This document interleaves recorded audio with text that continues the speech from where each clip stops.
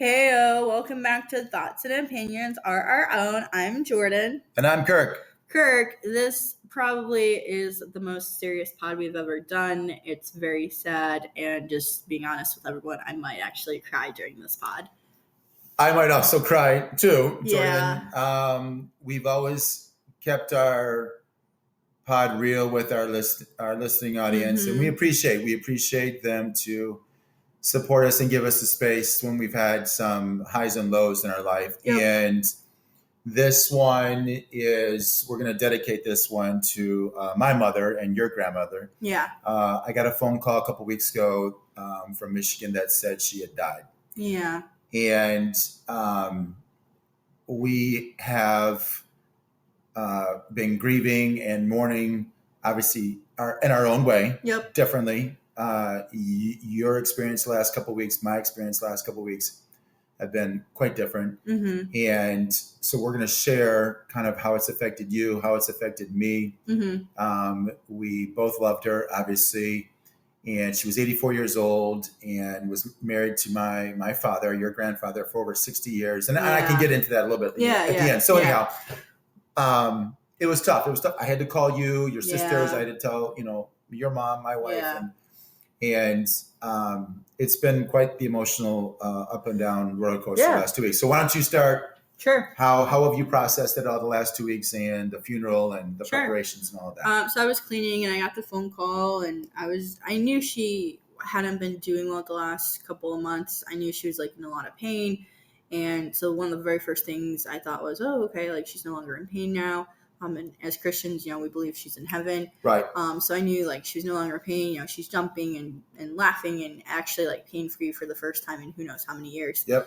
And then I called Grandpa, and then that's when I think the reality of it hit me. I'm on the phone with him, and he said he was crying, and then I start crying. Then he tells me, the funeral's going to be this day. Here are all the plans. I'm like, okay, sounds good. Later that night, the family, we all got together. We start, talking, do we drive back? Do we fly? From the East Coast, yeah. Yeah. So we decided that the more effective plan was it just made sense to fly in from the DMV area back to the Midwest the day of the funeral. 6 a.m. flight. You get there. What time did we get to the airport? We got there at 4 a.m. 4 a.m. And then we flew back 9:30. We got back to our new area at 11 p.m. Flying out of the airport at around 5 a.m., 6 a.m., flying back at 11 p.m. That's quite the day. I try to take naps. Plus the funeral, yes. Yep, I try to take naps, but I'm looking at it was close to a 24-hour day. Wow. Yeah. So pros and cons. Pros, you get in, you do your business, you get out. Cons, it's very emotional, of course. You're already heightened because of the funeral. And then, you do a funeral plus travel. So would I do it again? I don't know. We got to see. And this really is our first funeral in our family. Yes, so that's correct. It's the obviously first being here on the East Coast, flying back, driving back. Again, different options because we're not in Michigan, the Midwest. Yep. But we're here on the East Coast, so again, about a 9-hour drive. Yep. Again, trying just to figure out the logistics one way. Where would you stay? Hotel. Yep.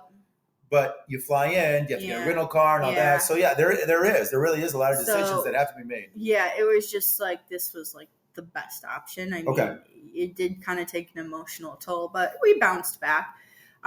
So she died over a weekend, and then her funeral was a week later. So that whole week, I felt there was just a big build up to it. Yeah, it was. The family group chats were going off, since we're out here on the East Coast, the family back in the Midwest, they were planning everything and they were reaching out to us and they're like, hey, you're going to read this, do you have any photos? This is what's going to happen. So it was I think if we had been closer, again, pros and cons, it would have been a little easier to navigate. Cause I flew in not having an idea of what would happen, but I didn't really know realistically what to expect. And like you said, it was the first one. This is the first grandparent to pass. I am the oldest grandkid on both sides of the family. So it hit me way harder than I thought it would. I cried every day, and I went through all these different emotions. I was, very sad that she was gone, realizing you can't call her, you can't text her, you won't hear her voice again unless you find an old voicemail or message. And then I told her, I said, I'm planning on visiting over the summer, and we had talked about that. So I got a little angry at her. I feel like 84 is still really young in this day and age. It's the 21st century, given the technology, the medication, the diet, the knowledge that we have. I feel like she probably could have lived another couple of years, but, not to get dark, I know she had been sharing for the last few years how she was ready to go. I think you're right. And I think because she was a woman of faith, she knew she was headed to heaven. Yeah. She knew this planet is not her real home. This is a temporary home. She, of course, has a great relationship with Jesus. And she had told us many times she was ready to go. She was ready to be with Jesus. So I think you're right. Yeah. I think that was also maybe part of it. Yeah. But then, I got angry because I'm like, okay, well, you could, like I said, you could have lived longer, but I think too, she was probably sad that we had moved away and health-wise, she hadn't been doing well. So I think she was just like, how much longer? And I think like, she was like, I'm ready. Let's just, kind of get the show on the road here.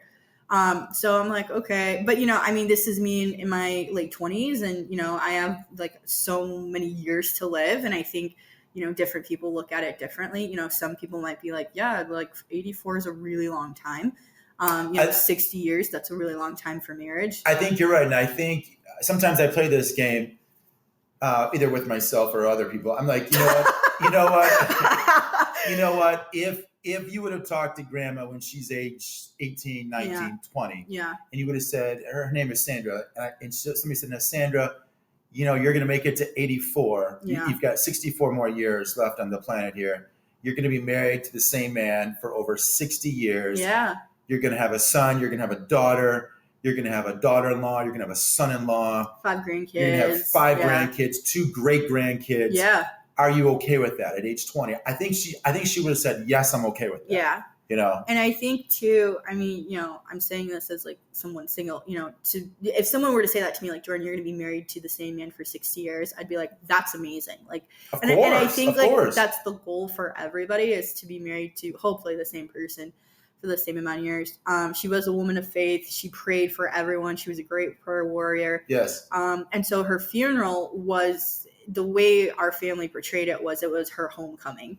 Like, it's a very happy occasion. It's a celebration life. But I really struggled with that because, like, as a Christian, yes, I know she's in heaven, but, all the memories of her, being a grandma and like all the fun stuff. And her wish was that her funeral was an evangelical message. So there was about a lot Jesus and Christianity and heaven. And so, as a Christian, we do have hope. We do have hope that, we'll see them again. So of course, it's just tough because I was going to visit her over the summer. Now I just have to wait until, I see her again in heaven. So her funeral was really beautiful. It was a really nice spring day. Everyone kept saying how it had been really cold and rainy the last 3 days. And everyone, like at the airport, all the workers were like, oh my gosh, it's nice and sunny out. Yeah. And I'm like, it's so weird because like the birds are chirping and the sun's out. Like, how can this day be so beautiful when it's such a sad moment for me? But I'm like, you know what? I think like weather-wise, like it worked out well for her. The actual funeral ceremony was really beautiful. I did read a passage of scripture. Family got up, they did eulogies, more scripture was read.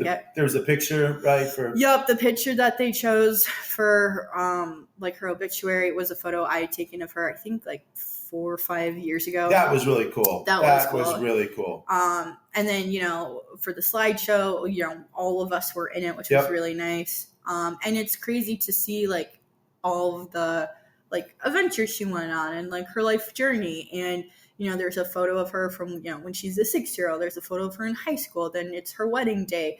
Then it's like her at, other family events. And I don't know, like at the luncheon, it was my sisters and I, we were talking. We're like, we feel like she's about to walk in any moment. Like it's a party for her, but she's just missing. And a lot of family showed up, which was cool. I wore a hat in her honor. Kind of how she liked to wear hats. She liked hats, so it was kind of like very British, very Kentucky Derby. I wore gloves. I wore pearls. A lot of people were talking to me, and they're like, "Oh my gosh, she would have loved it." And I could just like hear her like voice in my head, and then I would just start crying. So it was a very emotional day. Everyone was really like super kind to our family. They were like, we're so sorry, you know, she would talk about you. There were people that would be like, hey, you have no idea who I am, but I know who you are. Right. She would talk about you, and I think she was very proud of us as a family. Of course. Yeah, I mean, overall, I think like as funerals go, you know, it was a celebration. I joke, I call it was Saint Sandy's Day. Saint Sandy's Day. Wow. Like lots of pomp and circumstance. You know, you had the funeral at like the ceremony at the church, lots of flowers, lots of people were there. There were some tears, there was some laughter. She would have liked the luncheon. But I think, I mean, the sad part was, you know, having to watch my grandpa go up and down the aisle, like following him with the funeral procession. And I think it was very overwhelming for him. He seemed kind of out of it. And, you know, I don't think, I mean, that's got to be tough to watch, like, your wife pass away and then you have to be at her funeral. So I had no idea, like, I can't imagine what that's like. And then they did her burial a few days later, and it was a very private ceremony with just my aunt and my grandfather. They did take photos and they sent it to us, but I think they just wanted it to keep very like super simple and to the point. So it kind of worked out that I wasn't there because I think like that would have just like really freaked me out. But yeah, so I give it an A minus. I think it went well. I mean, you know, it's never fun to go to these events, and it was the first one. How are you doing today? Currently, as I'm doing the pod, I'm okay. I did inherit some pieces of jewelry, so from her. Yep, I got them cleaned earlier today before we did this pod. My mom and sisters, they each kind of inherited a piece of her jewelry as well. It is a little freaky to like see the rings on my hand or to like see the pins and wear them because I'm like, no, this isn't mine, like it's hers. But I think like, okay, like I cleaned them. They're now mine. I'm going to try to take good care of them. So that's okay. A few days ago, the first day going back to work was actually surprisingly okay. I think everyone was kind of treating me like a gentle bird. They're like, how are you doing? I'm like, oh, thanks, guys. No, and that is nice. So they're thinking They were of like, you, we have donuts in the back. We have chocolate. I'm like, oh, thanks. Like, I don't want to eat my feelings, but thank you. So I did have a donut. Have a donut, Jordan. Have a donut. And so that was good. But then the next day it was harder because, you know, I wanted to call her. I wanted to text her, but I couldn't because she's not there. So the last phone call conversation I had with her, unfortunately, wasn't good. She like mentally wasn't there on the phone. She just seemed to be on the loop. The phone call before that had been maybe like a couple weeks before. She was in a very good mood when I called her, but again, she talked about like me coming over and visiting and spending the night, and I'm like, no, like I'm not in the same. I'm like, well, I'm coming this summer, and she's like, oh, that's right. So I'm like, yeah, I'm gonna come and visit, and we can plan something there. And so I can't really, unfortunately, remember the last good conversation I had with her. So on the flight back to the Midwest, I actually did write a goodbye letter, and it was very like tranquil, almost peaceful. Because, you know, you're up on the clouds, the sun, you know, since it's a 6 a.m. flight, the sun's rising and it looks very different. You can look out the window and you're literally saying like goodbye to her. So to get closure. Yep. To get closure. I did give it to the funeral director because it was a closed casket and they were like, do you want us to bury it with her? And I said, yeah. So it was a very good way for me to get closure and say goodbye to her. Right. So some days are better than others. I think, I don't know, like I've shared, I've been angry. I've been very sad. And that's all normal. That's all healthy. Obviously. Yep. Yeah. But like, I can't share the big events with her anymore. And I think that's kind of tough. That is tough. Yeah. That is tough. When I was 21 years old, all four grandparents were gone. That's and tough. So, that was like, you know, and I was. So my other grandparents are alive. I'm like, I got to go through this again. Like, oh my gosh. Like, and again, no one really wants to talk about death and dying and funerals. I mean, it's not really a happy. But you do need some sort of game plan. It's part of the cycle of life. That's the way it is sometimes. And so again, to have all those feelings and emotions, and obviously those are very normal and healthy. And again, everybody grieves differently.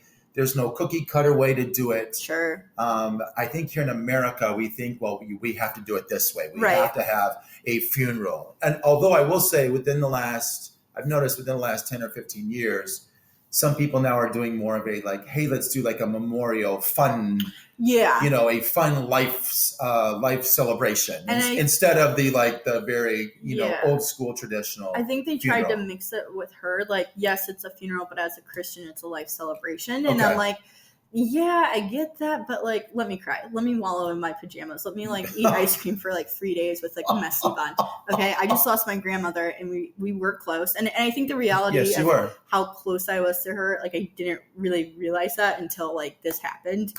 And that's fair. That's fair. She loved you. You knew she loved you. I told you that. I hope she knows I love her. Many times how much she loved you, and Grandpa loves you, obviously. What was your experience like? Because yours is very different. Very different. Yes. Very different from yours. Thank you for sharing that. Sure. With me and the listening audience. Mine was very different. It's my mother. When we left the Midwest, when we left Michigan just under a year ago, I knew her health had been going, and she had been falling a lot. She was in a retirement home. I kind of knew she was just kind of hanging on.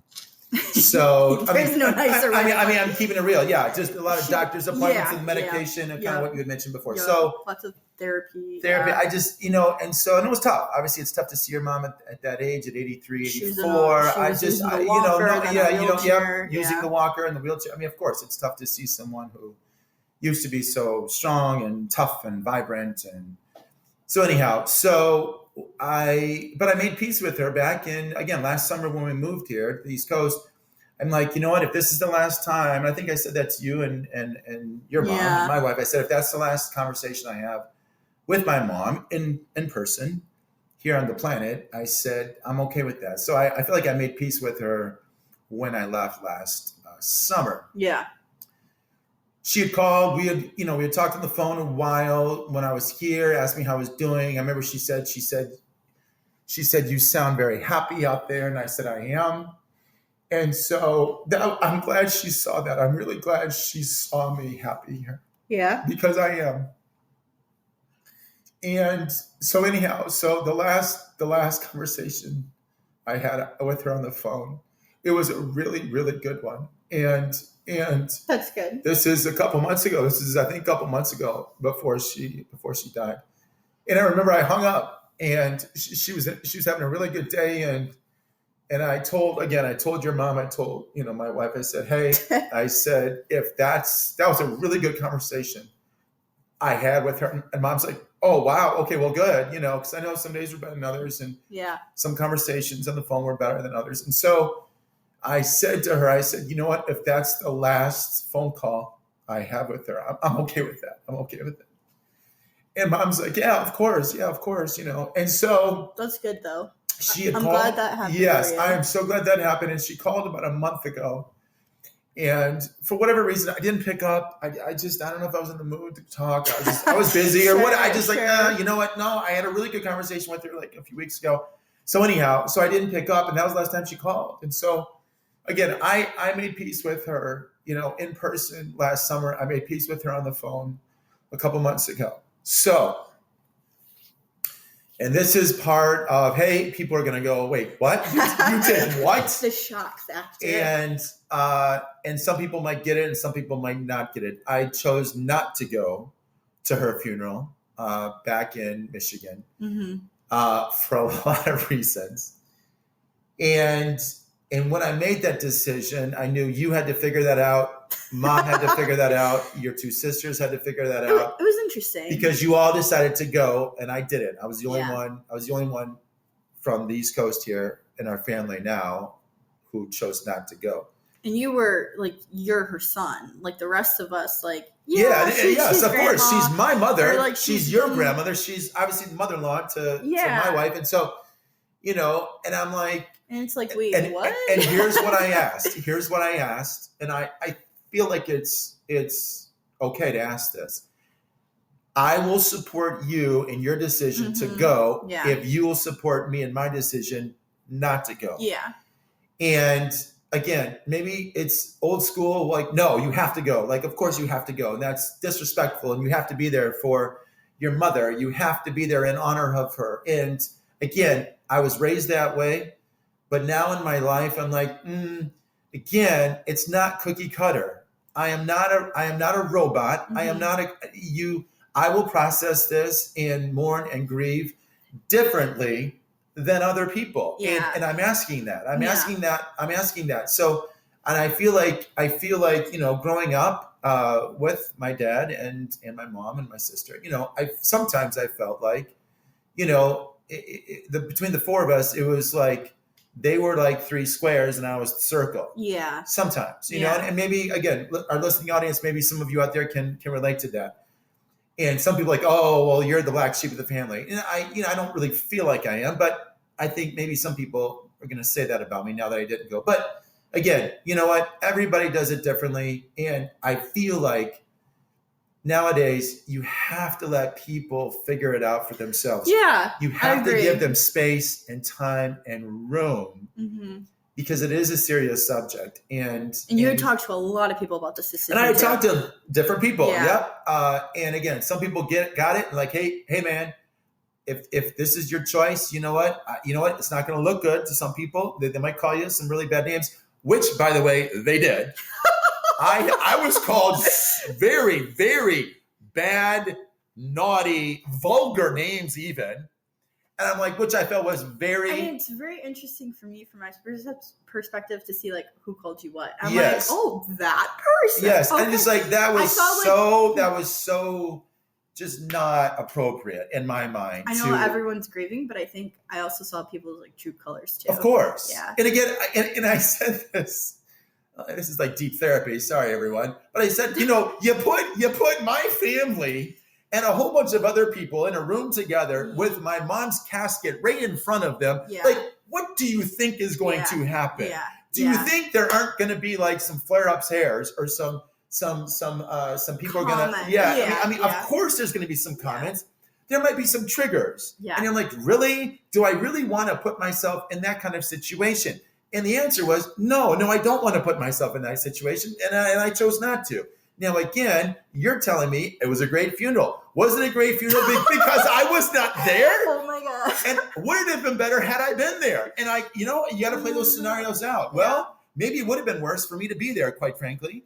And so I'm glad it went well. Again, that was my hope, that everybody kind of took their happy pill. Oh, they did. Before they went to the funeral. They may have taken some other stuff too. And maybe they were. You know what? And again, everybody's got to figure that out for themselves. So, I will say the people who asked me like, oh, where's your dad? They were all old people. And there you go. And they were all like, I'll go. Pray for you. That's right. And I'm like, okay, you know what? I'm headed to the luncheon. I'll see you in like 2 minutes. I believe in God. I believe in prayer. If people are praying for me, again, God bless you. If you're out there praying for me, yes, you should be praying for me. That was my mom who just died. Yeah.